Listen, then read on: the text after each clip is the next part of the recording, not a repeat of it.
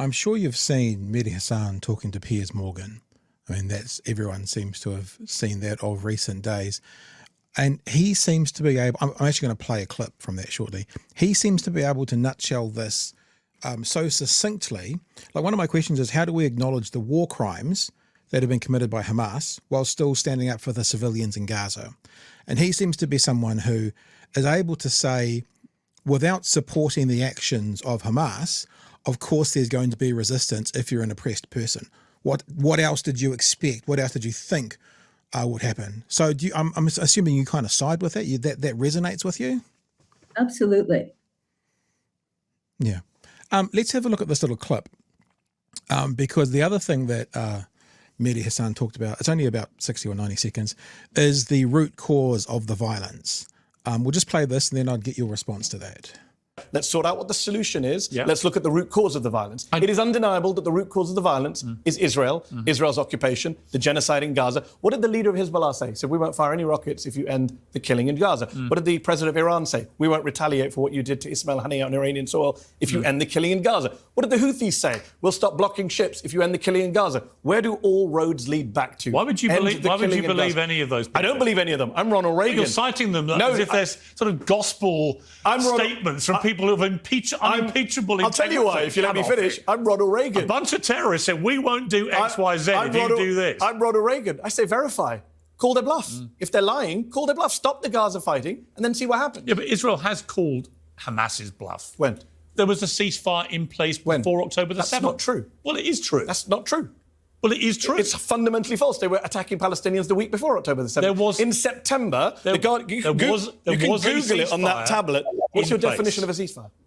Well, Israel gets to attack people and not the other way around. Okay. In September, hold on. In September, you just made a charge that's not true. There's a tablet there. You can Google it. Guardian headline right there. You can go see the news report. I don't Google during interviews. Well, afterwards, everyone can. There's a Guardian headline, September 2023, a month before October the 7th. The headline is Palestinians shot in the ankles by Israel in Gaza, attacked. There were airstrikes in Gaza. And by the way, Gaza is not isolated. Gaza and the West Bank under international law are one entity.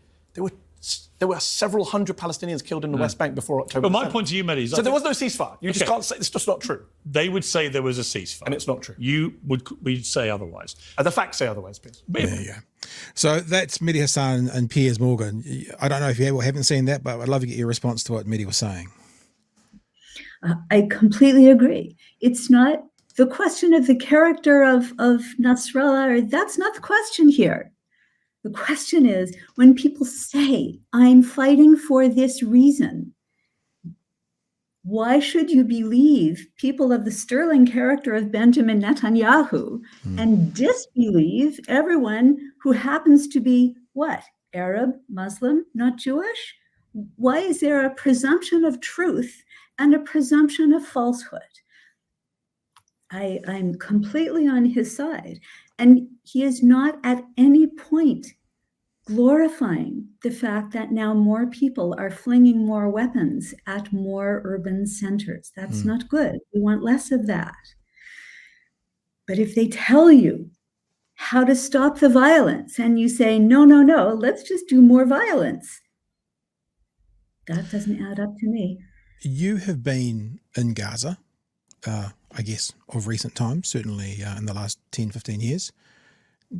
Do you think if what Mehdi Hasan just said, stop it, and they'll stop it, Hamas would stop?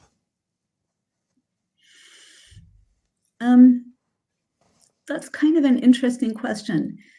I think that Hamas, what remains of Hamas is, of course, a different entity after a year of this. And it's never been entirely clear how much of Hamas knew what was about to happen on October 6th. So I don't know any more than anyone else knows about what remains of the chain of command and so on. But with all of those caveats, it seems to me that if Israel's violence stopped with a clear path to something better, then it's hard for me to believe that the people of Gaza would not do everything in their power to ensure that Reciprocally, the violence stopped while a path of goodwill was being followed.